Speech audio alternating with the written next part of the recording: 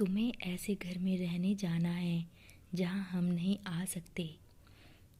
फिर आया वह दिन जब रामेश्वरम की गलियों में खेलते हुए साथियों और सहपाठियों से ठिठोली करते हुए, गली वाली मस्जिद से पिता के साथ नमाज पढ़कर निकलते हुए, रामेश्वरम के मंदिर से में शिवलिंग के दर्शन करते हुए, सागर की छाती पर तैरती नावों में रामेश्वरम की जय जयकार करते तीर्थयात्रियों को देखते देखते और संध्या के समय सागर तट पर खड़े होकर उसमें डूबते सूर्य को देखते समय प्रकृति के रहस्यमय चक्र से विस्मय में डूबे अब्दुल कलाम को अपना प्रिय रामेश्वरम और प्राणों से भी प्यारे अपने प्रियजनों का साथ छोड़कर आगे की पढ़ाई के लिए रामनाथपुरम जाना पड़ा।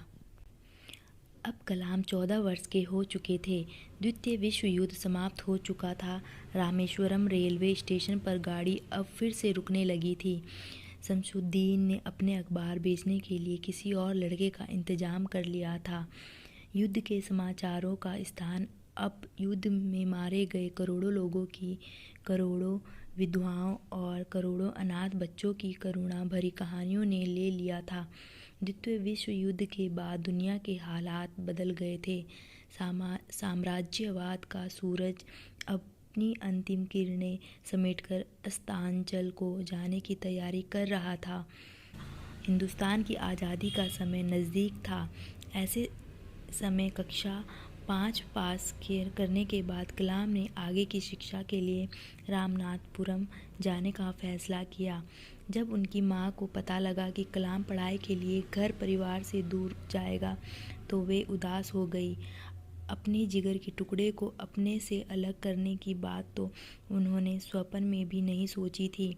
वे तो यही समझती आई थी कि कलाम बड़ा होगा, कलाम पढ़ेगा, फिर दूसरों की तरह इसी रामेश्वरम में कोई काम कर लेगा, फिर उसकी शादी कर देंगे और उसके बेटे बेटियों के साथ खेलते खेलते बुढ़ापा कटेगा।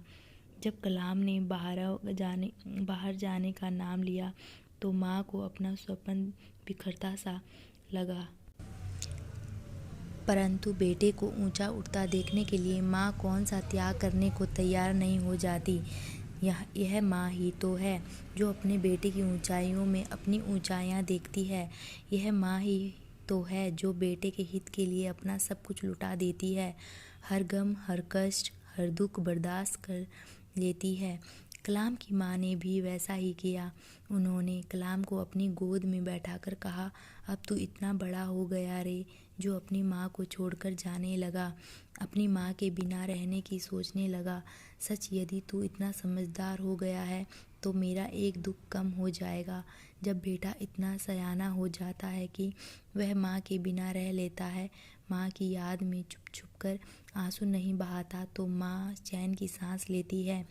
हर माँ अपने बच्चों को उसी दिन के लिए तैयार करती है जब वे माँ के बिना रहना सीख जाएं। उस दिन उसका एक कर्तव्य पूरा हो जाता है।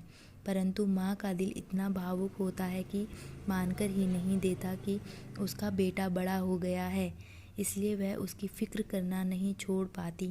कहते कहते माँ की आंखों में आंसू आ गए थे। कलाम ने माँ की आंखों में देखा तो बोला, अरे आप तो रोने लगी। मैं तो फिर उनका गला भर आया। हाँ बेटा, माँ आगे बोली, तू यही कह रहा है ना कि तू अपनी पढ़ाई के लिए बाहर जा रहा है, कुछ बनकर दिखाने के लिए आगे पढ़ाई करने जा रहा है। कलाम के मुंह से शब्द नहीं निकला। उन्होंने माँ के चेहरे की ओर देखा और स्वीकृति से सिर हिला दी। तेरी आँखों में बड़े बड़े सपने हैं, सपने दिखाए हैं। रामेश्वरम के पुजारी ने, जलालुद्दीन ने सबने तुझे बड़े बड़े सपने दिखाए हैं। इन सपनों को पूरा करने के लिए रामेश्वरम से बाहर तो जाना ही पड़ेगा। तू जा बेटा, मेरी सारी दुआएं तेरे साथ है। मैं जानती हूँ एक दिन तू अपने ख़ानदान का नाम रोशन करेगा। अब्दुल कलाम ने माँ को समझाया कि वे अधिक दूर नहीं जा रहे। रामनाथपुरम है ही कितनी दूर। इस हर इतवार को वे घर आ जाया करेंगे और सारी छुट्टियां घर पर बिताएंगे। गाड़ी में बैठेंगे और रामेश्वरम आ जाएंगे। माँ आश्वस्त हो गई। उन्होंने पुत्र को पढ़ाई के लिए रामनाथपुरम जाने की इजाज़त दे दी। अहमद जलालुद्दीन और पक्षी लक्ष्मण शास्त्री पहले से ही कलाम को उच्च शिक्षा के लिए प्रेरित करते रहते थे। कलाम को पढ़ाई में अच्छा रुझान था। इससे सब लोग खुश थे और सबको उनसे बड़ी उम्मीदें थी। पिता कलाम की आगे पढ़ने की इच्छा से बहुत खुश हुए। उन्होंने कहा, अब्दुल, तुम्हें आगे पढ़ने के लिए बाहर तो जाना ही होगा। यद्यपि हम सब तुम्हें इतना चाहते हैं कि तुम्हें छोड़ने को जी नहीं करता, परंतु हम अपने प्यार को तुम्हें बांधने की इजाज़त नहीं देंगे। हम अपनी ज़रूरतों के लिए तुम्हारा इस्तेमाल नहीं करेंगे। तुम पढ़ने और आगे बढ़ने की अपनी इच्छाओं को कभी रोकना मत। आगे और आगे बढ़ते जाना। पिता के मुंह से ऐसे प्रेरणा भरे शब्द सुनकर कलाम गदगद हो गए। कलाम की माँ यद्यपि कलाम को बाहर जाने की अनुमति दे चुकी थी, परंतु ममता के कारण कष्ट महसूस कर रही थी। उन्हें समझाते हुए कलाम के पिता ने खलील जिब्रान के शब्द कहे, तुम्हारे बच्चे तुम्हारे नहीं हैं, वे तो खुद के लिए जीवन की लालसाओं के बेटे बेटियां हैं। वे तुम्हारे जरिए आते हैं लेकिन तुमसे नहीं आते। तुम उन्हें अपना प्यार दे सकते हो लेकिन अपने विचार नहीं। अपने खुद के अपने विचार होते हैं, उनके खुद के अपने विचार होते हैं। इसके बाद उनके पिता उन्हें तथा उनके भाइयों की मस्जिद में ले गए। वहाँ उन्होंने कुरान से अल-फातिहा पढ़ा और प्रार्थना की। परिवार के सब सदस्यों से विदाई लेने के बाद कलाम ने माँ के पूरे पैर छूकर उनसे आशीर्वाद लिया और अपने भाइयों शमसुद्दीन, जलालुद्दीन, पक्षी लक्ष्मण शास्त्री तथा अपने पिता के साथ घर से बाहर निकले। रेलवे स्टेशन तक सब लोग उन्हें छोड़ने गए। शमसुद्दीन और जलालुद्दीन को कलाम के साथ रामनाथपुरम जाना था और वहाँ के स्वाटर्स हाई स्कूल में उनका दाखिला कराने और रहने का इंतज़ाम करने के बाद लौटना था। रामेश्वरम रेलवे स्टेशन पर कलाम को विदाई देते समय पिता ने ऐसे शब्द कहे जो रामनाथपुरम के उस घर के लिए भी लागू होते हैं जहां उन्हें अकेले रहना था, और बाद में राष्ट्रपति भवन के लिए भी, जहां वे जीवन में अनेक ऊंचाइयां लांघने के बाद पहुँचे। उन्होंने कहा, तुम्हें उस घर में रहने जाना है जहां हम में से कोई नहीं जा सकता और ना ही सपनों में देख सकता है। मेरे बच्चे, ईश्वर तुम्हें खुश रखे। पिता के सपनों को साकार करने की धुन। आदमी और नियति के बीच संघर्ष आदिकालीन और अनंत है। आदमी कुछ बनना चाहता है, नियति उसे कुछ और बना देती है। किसी भी महत्वाकांक्षी व्यक्ति के जीवन की कहानी में झांके तो पता लगता है कि नियति उसे वहाँ से उठाए जो उसी लय और ताल पर चले जिसे व्यक्ति ने चुना था। उसी मंजिल पर पहुँचे जहाँ पहुँचने का इरादा किया गया था। एपीजे ने कलेक्टर बनाना चाहते थे, परंतु वे बन गए वैज्ञानिक। कलाम ने राजनीति में कभी रुचि नहीं ली। कभी स्वप्न में भी उन्होंने नहीं सोचा था कि वे 100 करोड़ लोगों के सर्वोच्च रहनुमा बनेंगे और प्रयोगशाला से सीधे राष्ट्रपति भवन पहुंच जाएंगे। रामनाथपुरम के स्वार्स स्कूल में दाखिला दिलाने के बाद जलालुद्दीन और शमसुद्दीन ने कलाम के रहने की व्यवस्था कर दी। रामनाथपुरम का स्वार्स हाई स्कूल। जब वे रामनाथपुरम से लौटने लगे तो कलाम ने कहा, आप दोनों ने मुझे जो दिया है उसे मैं कभी नहीं भूल पाऊंगा। कितने सुलझे विचार, ऊंच नीच की जानकारी, कितना प्यार, कितनी ममता। मेरा तो जी करता है आपके साथ ही रामेश्वरम लौट चलूं। आपके साथ रामेश्वरम में जो आनंद लिया है वह यहाँ कहाँ मिल पाएगा। रामेश्वरम तो मेरे मन में बसा है। माँ, पिताजी, भाई बहन सब वही रह गए और मैं। जलालुद्दीन ने कलाम का हाथ थाम लिया और बोले, मैं जानता हूँ कलाम, तुम बहुत भावुक हो।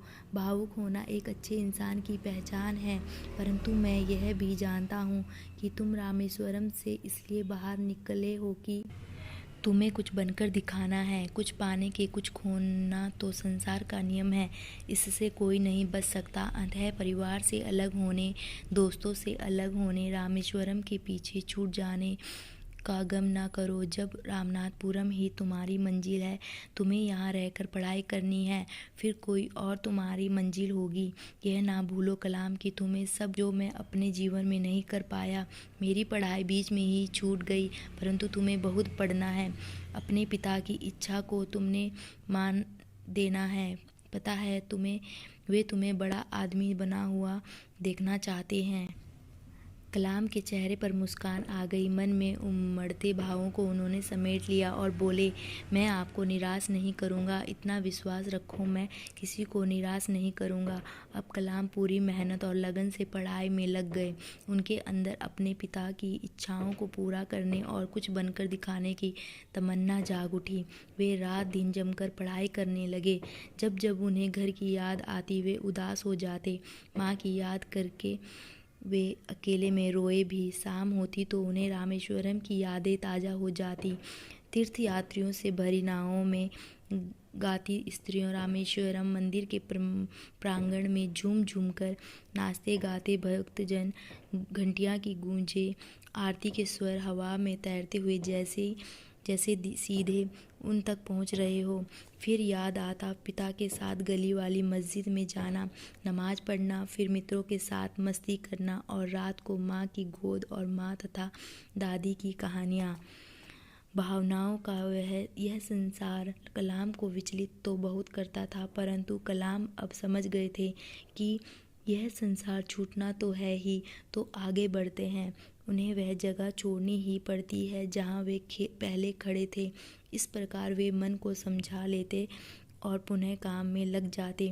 अपनी पुस्तक अग्नि की उड़ान में उन्होंने लिखा है, घर की याद बहुत आने के बावजूद मैं नए माहौल में रहकर पिताजी के सपनों को साकार करने के प्रति कटिबद्ध था, क्योंकि मेरी सफलता से पिताजी की काफ़ी उम्मीदें जुड़ी हुई थी।